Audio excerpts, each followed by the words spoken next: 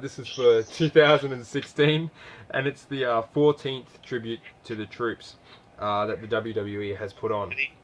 Almost Final Fantasy levels of tribute right there. So, first of all, this is we're almost on the road to WrestleMania, and this is sort of setting up the storylines that'll. While we're not quite there yet, this is setting up beginning the draft, or the rough draft of what's going to be our WrestleMania in 2017. So this is where things start to get particularly interesting. First of all, in the Tribute to the Troops event, Roman came out as the United States champ, and as you mentioned while we were watching that, it's probably because it's the least amount of time he would ever get booed, because it's like, hey, there's American troops who have served. I would even hesitate to say it, like, it's the only reason why he has the American Championship. Yeah, well, it's just it's just so he can get over at Tribute to the Troops. And that's just it. It's like, hey, you can't boo this guy because this is like the America event. And that's the thing, like, it did seem like, well, there were still like a couple of boos. They were very subdued, and there were some cheers here. So I mean, yeah, like, if you boo Roman Reigns, you're booing the troops. Yeah, that's pretty much it. And even though that's a really dumb mentality, that's just the mentality of the event. To America. And obviously, like, the Tribute to the Troops event is going to be extremely patriotic, for better or worse. So then Kevin Owens comes out, and we get boos because he's Canadian. And he's a foreigner. I hate that guy. And he talks about making the US Championship, the Canadian Championship, and slapping a maple leaf on it. Which is I would cheer for that. It's kind of funny. As a non-American, I'm like, yeah, that's interesting. Exactly. I mean, I'd rather have Kevin Owens have the belt than Roman Reigns, to be honest. It's because he doesn't do anything, though. It's that problem. What do you think of Roman and Kevin? I like Kevin. I think Kevin's a good guy. I really like his banter with Mr. Chris Jericho, but the problem with Roman Reigns is, like, the way they've written him, it's just John Cena, but like Cena 2.0. Worse. Yeah, it's just fucking, what are you doing? Because like, let's look back at all the best fucking faces in the company, and the main thing they have all in common is they're not John Cena. Maybe you shouldn't make him again. I don't know. Especially since, he's related to fucking The Rock. Let's not build him like The Rock at all. One of the most popular fucking face in the entire history of WWE. And something that I will get to later is, there are ways that you can make Roman look cool. But for the moment, we're going to talk about the Fatal 4-Way, which was probably the most important story match to come out of the whole event, because it was determining who would fight the New Day for their tag team championships, and it was between Sheamus, or the Ray as we called him, or Dr. Light, because fuck, when that light hits him, he becomes brighter than the fucking sun. I mean, it was him and Cesaro versus the Golden Truth. Yeah, and I think it was also the Shining Stars from Puerto Rico, and Gallows and Anderson's The Club. So, like, I forgot they were there. I know, right? What? Which is weird, because I feel like the only takeaways from that match seem to be, like, the Shining Stars are still nothing. The fucking Goldust is still fucking sick. Yeah, he's still in great condition. He's for his age especially, he's like amazing at wrestling. He's still got pretty much all the hallmarks that Dustin Rhodes had back in the NWA and WCW. Naturally, of course. Oh goodness. You're so easy to impress, Stuart. Oh, I'm pretty easy to impress. Oh, I mean, I'm so easy. Oh, you know, the saying is, take it easy. And if she's easy, take it twice. But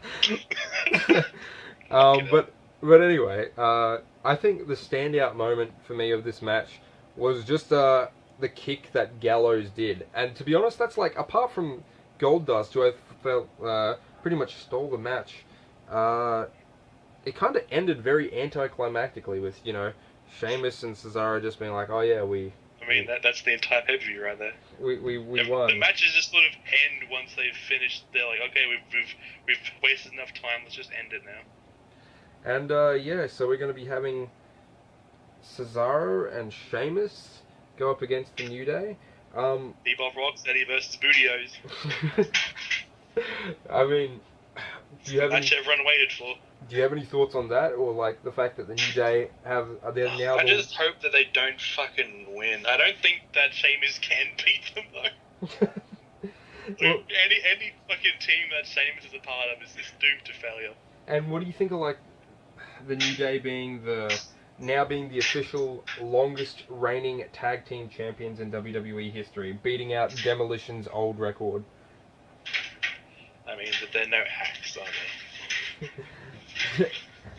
Now it's not gonna be like, here comes the axe. It's just gonna be like, here comes the Big E, and here comes the Xavier, like, the how could you Kofi. be a fucking tag team when there are three of you?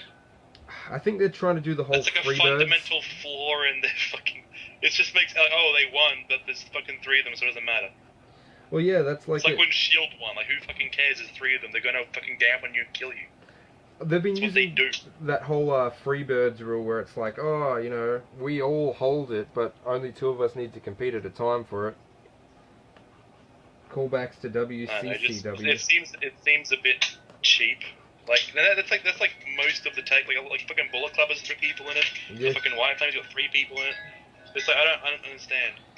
I know. Is it just like that? Like, oh, one person can do the singles stuff, and the other two people can do the tag team shit. But like Biggie doesn't do singles. Yeah, like none of those people you mentioned are doing singles at the moment, except for maybe like AJ Styles, who's the champion on SmackDown. But it's like, it's like they've forgotten what a tag team is and not a stable. Because it's like, the minute you get three people, that's a stable. And it's like, I don't know. But anyway, I feel like Cesaro's always been a good worker and Sheamus is tolerable.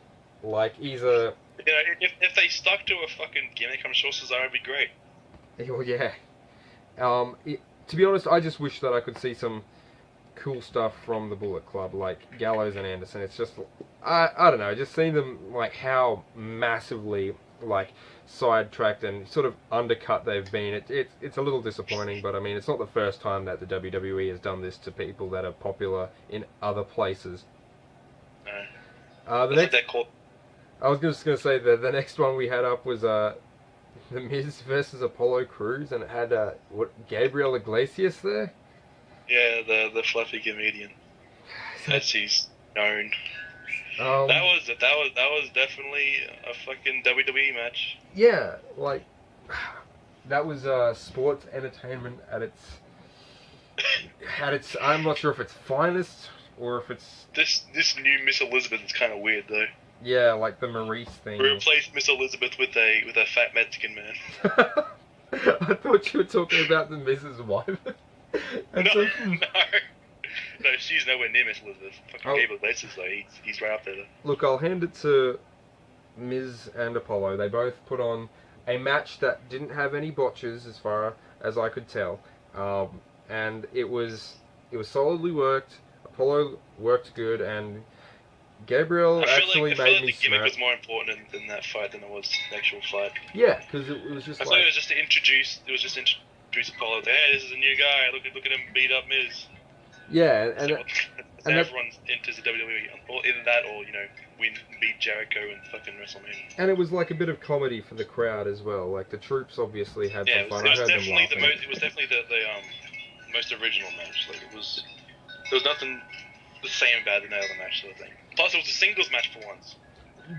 Going forward, do you think that the Miz, now he is on SmackDown, and since they've done the whole brand split, this is one of the few times that we actually see the Raw and SmackDown people come together and sort of interact. With Miz being on SmackDown, I feel like all the people that I want the Miz to verse. Like, I would love to see like the Intercontinental Champion versus the Cruiserweight Champion, just because I feel like, you know, you could have a really, really cool match there. But we'll get to the Cruiserweights later, and I'm not a big fan of this whole brand split thing. I feel like it's just dividing a lot of the talent, and it makes me feel like I don't really get the money's worth, because I'm like, oh man, I would really love to see, like, just for example, Kevin Owens versus AJ Styles, but AJ Styles is on SmackDown and Kevin Owens is on Raw. I think that's why they're doing it though, because it's like the only time you ever get to see those matches is when there's a pay-per-view. So it makes people want to buy the pay-per-views more, because everyone's fighting everyone then. And that's definitely. But also, it's like I think the brand split is, as a vast majority, it's kind of good for like just the mid card in particular, because it splits them up and it lets the mid card actually like do stuff, sort of thing. They don't just like segregate to like one match, because like when the whole main card is like all fighting each other, like you get to see all the fun matches in the mid card, sort of thing. That's true. And so having less of the main roster there is sort of like gives other people a chance to like have some light shit on them. That is well, especially in fucking Sheamus, but I mean like I will say that with the brand split, it did help like the following match, even though they're all like from SmackDown. Dolph Ziggler and American Alpha. I feel like Dolph Ziggler never gets his moment to shine, but by having like that, he's part of SmackDown now, he actually feels more relevant, because in terms of the smaller roster that SmackDown has, he's actually a more relevant and storied member of the roster. Like, he's been there a while, and it gives him that audience credibility, and everyone knows that even if Dolph Ziggler loses, you're going to see at least a couple of cool things, and he's going to at least work the match really well. So basically, when Dolph Ziggler loses, you're going to see a good match then. Yeah, well, it's like if Dolph Ziggler's in the match, it's like when Randy Orton's in a match, and it's relevant because of the Wyatt family who Dolph Ziggler and American Alpha were versing. But when Randy Orton's in a match, you know that you can't have a bad match with Randy Orton. It's like, that's why I feel like they put John Cena with him so much, because it's like Randy Orton can do a whole bunch of stuff, and he can make it look crisp and smooth, and he's like the litmus test for, hey, can you actually wrestle? Because it's like, if you have a bad match with Randy Orton, then it's just like, oh, well, I guess this guy can't wrestle. So it's like... yeah, basically. So, first things first, what did you think of the fact that Randy Orton's with the Wyatt family now? I'm pleased with it. It's better than being with Authority, and like, because like I feel like Randy Orton's always better as like he can't be a face, because that's just impossible. But like the Authority was such a fucking like, because Randy Orton by himself, it's so he's very boring and very generic when it comes to like what he says and everything. So if you put him with someone like Bray Wyatt or some crazy bullshit, it makes it way more entertaining.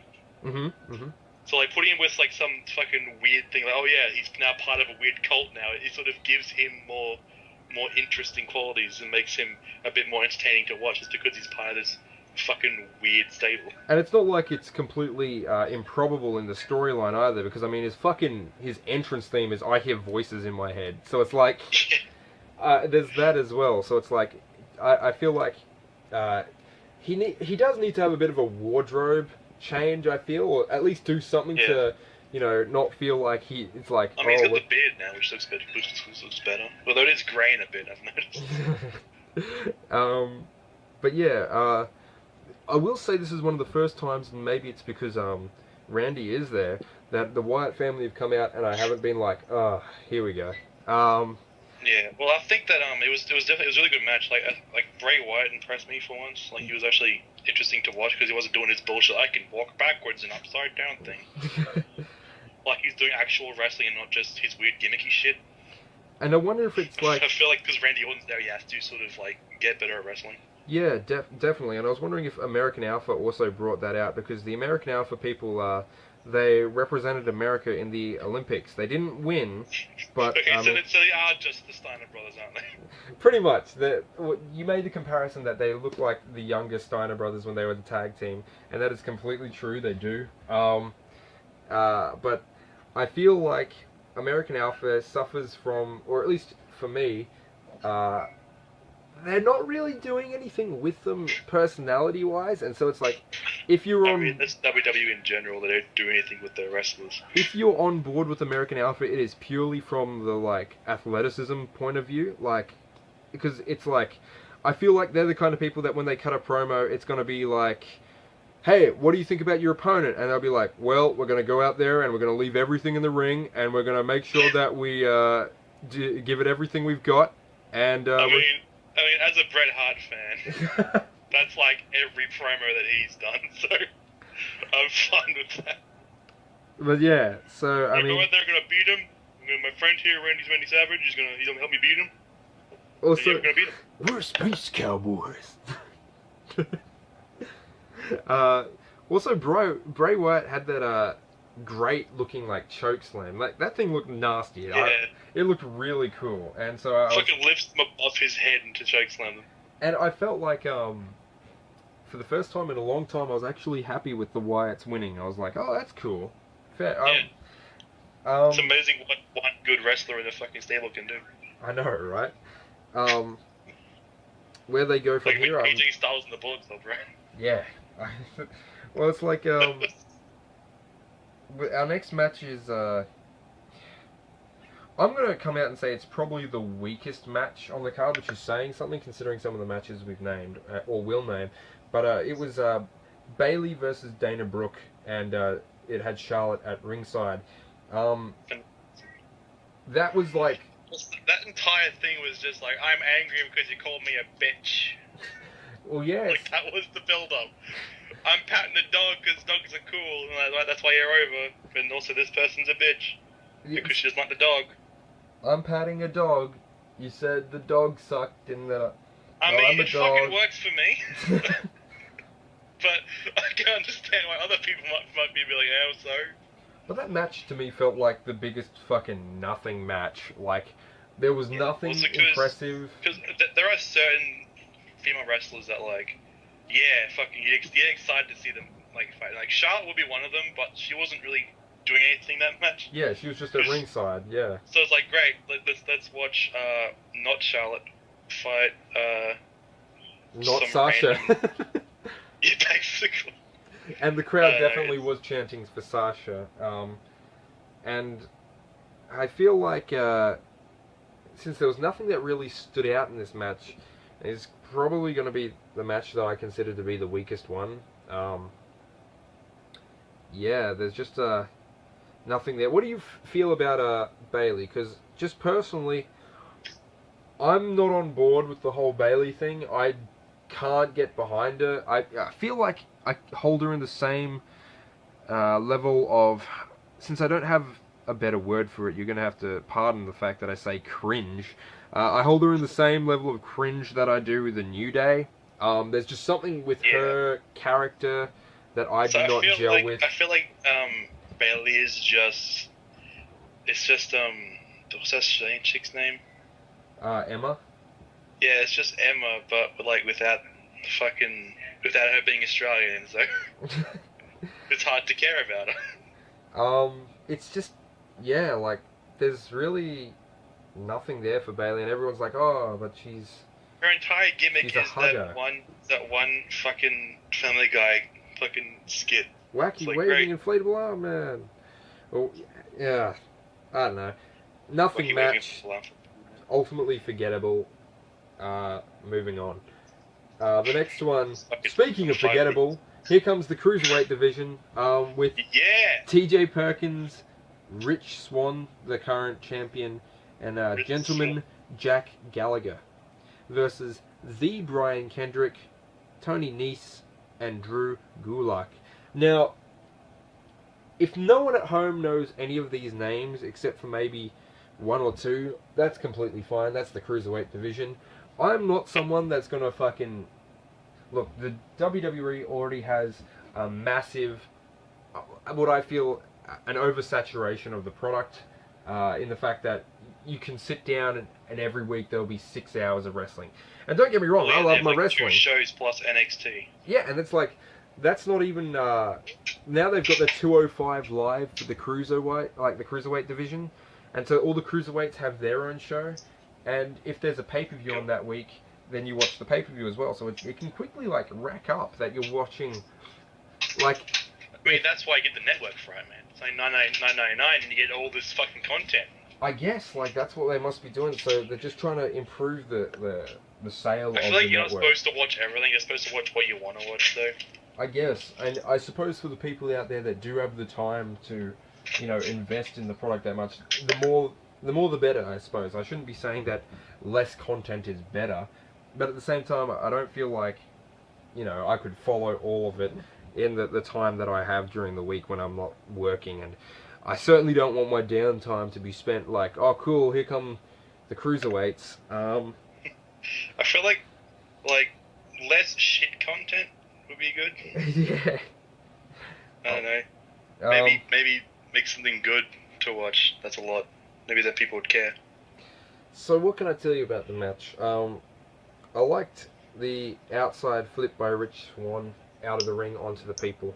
But apart from that, just standard cruiserweight stuff, and that is, it's fast-paced, but ultimately forgettable, because I think they go so much into let's do a whole bunch of crazy stuff that the crowd doesn't know what's a big spot or what's important in the match, because they're just like, well, this is constantly happening. And I'm not Well, I saying... mean, it's cruiserweight. Nothing's the point. And that's just it. And then everyone's like, well, it doesn't matter how many, spots these guys do, or how much they're going to put themselves in harm's way.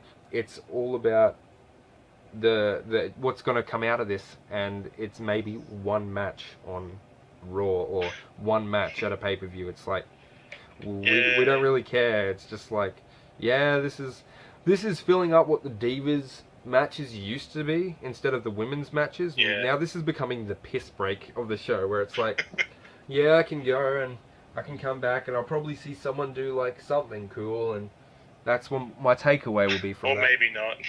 Well, that's just it. Rich Swann still retains his Cruiserweight Championship, and Fucking Rich Swann. That's a terrible name. and the Cruiserweight division continues for, I don't know, probably another couple of months, I guess.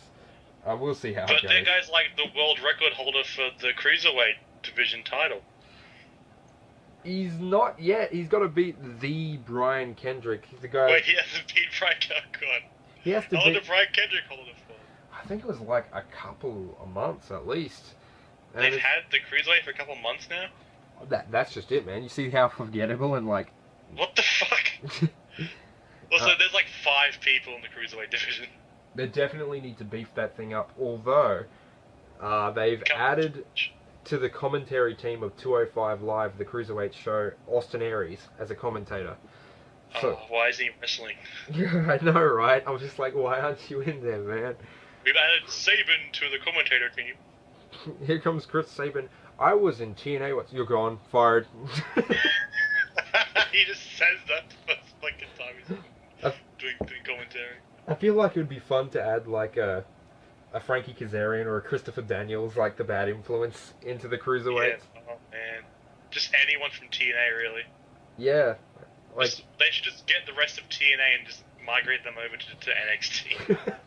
Just fuck the cruiserweight.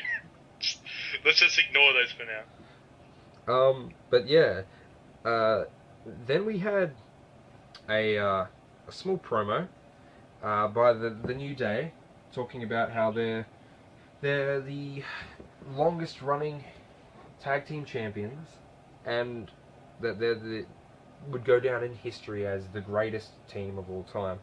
At which point, AJ and the Bullet Club sort of show up and they're like, well, excuse us. It was cool to see the fact that they were both together.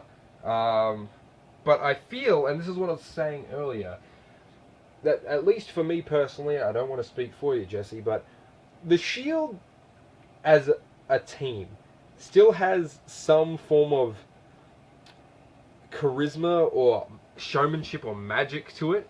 Like, Well, yes, because like they've all gone out and done like different shit, and it's like, oh yeah, but they're back now, and like so they bring with them all the agency they got on their solo performances and like brought them back. and So it's something you just like bring back, like, because they were like the three like top fucking wrestlers for a time, it's and they're like, oh great, now they're fucking back as Shield.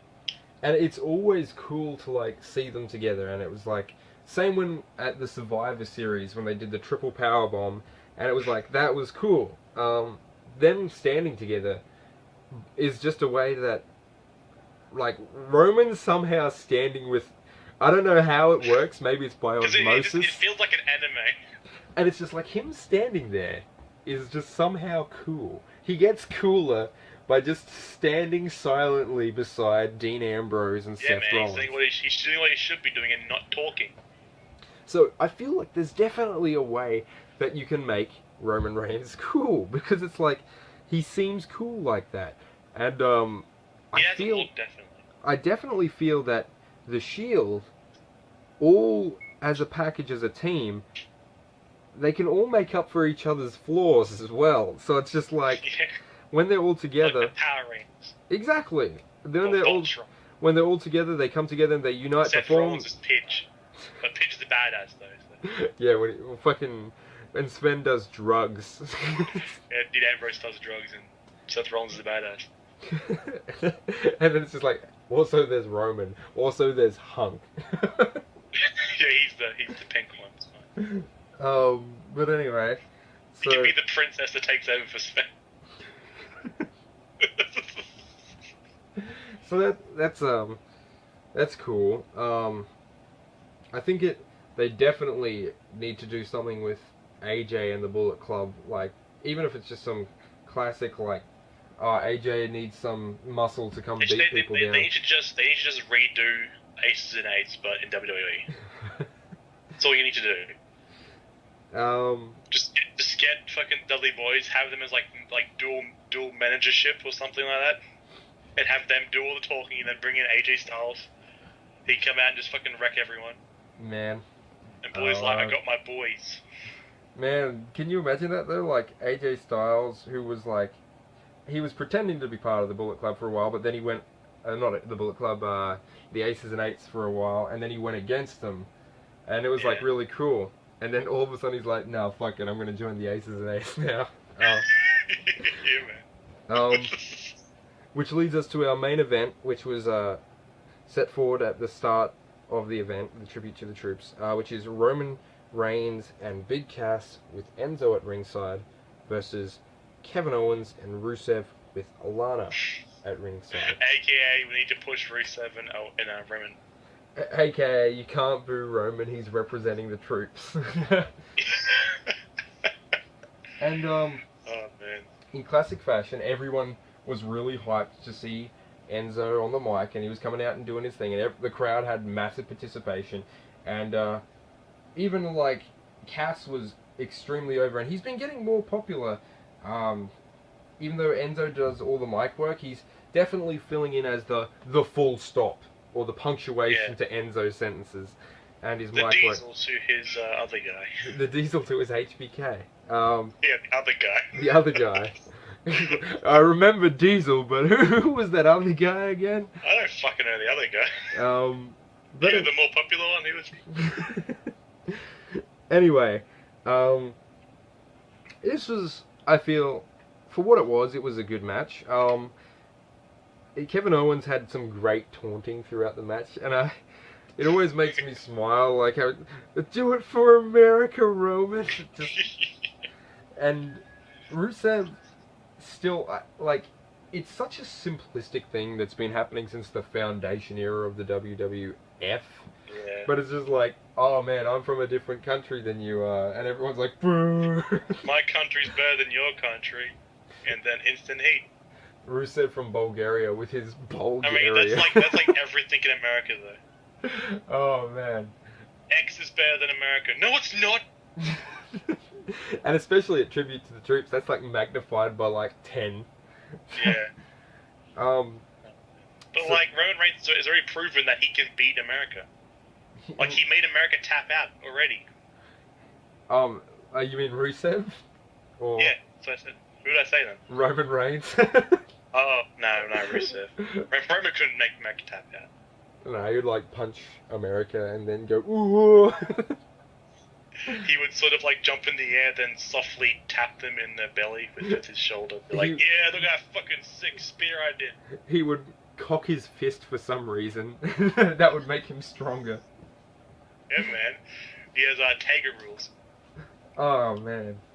Forgive me. So, this match plays out. Lana pushes Enzo into the stairs. Sick view. But apart from that, just a solid, if not slightly mediocre match. But it was good for what it was, and I feel like Roman not being booed also made the match feel a lot more normal. It made the entire and event a bit more enjoyable. yeah, exactly. It made it go a bit more It's smoothly. like having them bring out this guy, like he's supposed to be like the fucking main face and like everyone booing him, but just sort of cheapens the entire thing. Yeah, because it's like that's one of the main reasons why it was so shit when fucking John Cena was out there, because every single time he'd be booed, and it made the entire product look like shit. yeah, because it'd be like, and this is what we built up to. we built up the entire event, and in your main event you have a guy that is like saying, I want to punch children in the face, and you're like, yeah, go that guy, over the guy that's just like, I love America. And you're saying... I feel like the crowd was being a bit more forgiving though than they usually are. Yeah, and I think that definitely has, especially when they're playing like the vignettes of like the sacrifices and how they're saying this is the troops that went over to Afghanistan, and this is the soldiers that served, and even Triple H was trying to be respectful in his way, I guess, even though it seems a bit like, man, like, he's been very respectful as long as people were filming him doing it. Exactly. It's like it was a really great honor to stand and put the biggest wreath there. respect he did though was not showing up. Yeah, that was the biggest form of respect that he could have ever given. And just having a 40-minute long fucking talk. And as if there was any doubt that America would lose, Roman Reigns and Big Cass, with Enzo at ringside, managed to pull out the win. I was happy though because there was a single spear in the entire match, which is what there should be. Because it should be over once he spears someone, because it's a finishing move. You made a comment during the match that is definitely becoming more noticeable. Big Cass was only in the match for like 3 minutes. Now, do you think that's because he tires out easily? Which we're not sure if he does. We haven't seen him in longer matches. Whether or not that's because he's always partnered with like Enzo, who's getting in there and, you know, he's trying to do his thing, or if it's like because he was with Roman and Roman needed to get the pin because he's the US champ. I think it was a bit of both. But like, how long was the actual match though? Because I remember it being that long to begin with.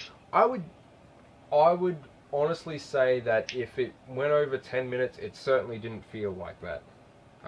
Yes, like, I don't know, I feel like, because a lot of the match was just Roman getting the shit kicked out of him. Yeah. And like, Big Cass would come in, do a couple of moves, and then switch back to Roman once he starts getting the shit kicked out of him. And there definitely was a lot of that. Like, it seemed like Kevin and Rusev definitely controlled a lot of the match, and it seems like strange. If not for... How can I put this? It seems strange in the fact that, like, Kevin would really lay it in, and then Rusev would just come in and lay it in, and then Rusev would tag out to Kevin, who would then come in and hurt him, and then he would tag out to Rusev, who would come back in and hurt him, and it's just like, we're just tagging... like, the whole match felt like a golden era type thing. Yeah, and it was definitely like, we're not tagging out because we have to, we're tagging out because we want to, and it's They're doing the smart tags! Yeah, exactly. As Jesse Ventura would say. Look at him really lay those rights in, Gorilla. Hey, look at that. Not staying too long, just does his piece and gets out of there. Oh, why don't you be quiet? They're wrestling smart. He's hitting the solar plexus. God damn, right in the breadbasket.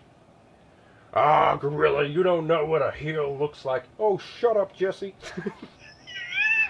You're not supposed to fucking say heel, you idiot.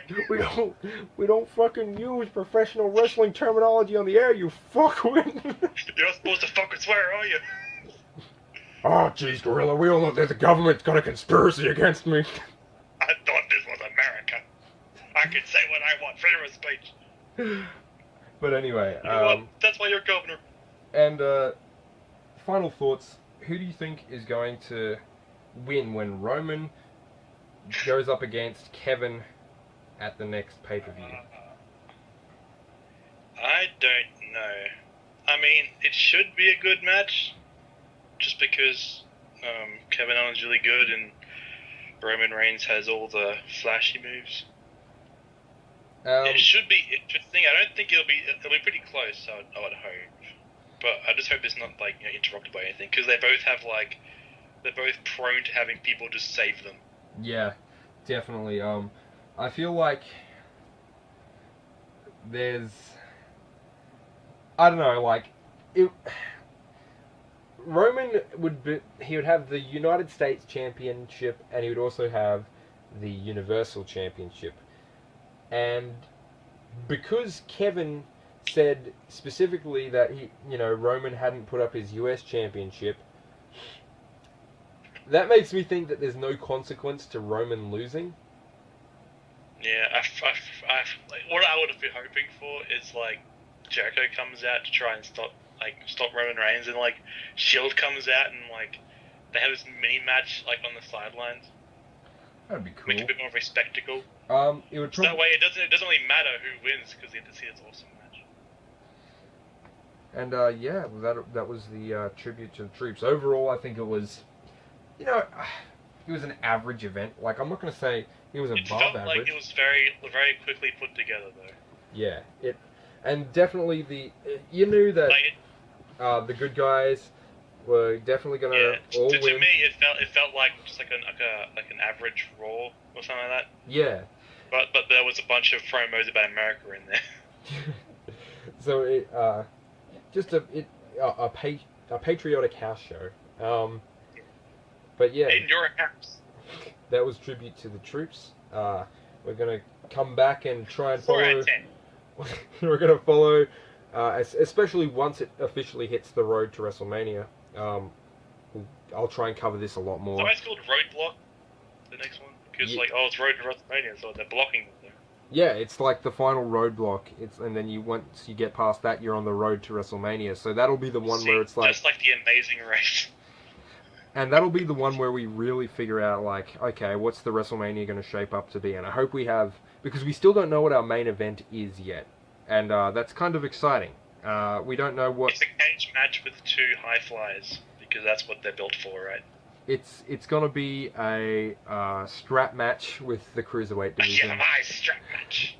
It'll be a blind match with the cruiserweight division. With the cruiserweight, oh god.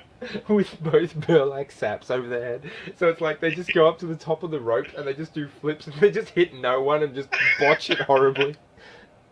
I mean, I'd fucking pay to see that. And then as they're both like being carried out on stretchers, you're just like, can you handle this? Can you handle this? Yeah, he won because he missed the most. Okay. Until next time, catch you guys later.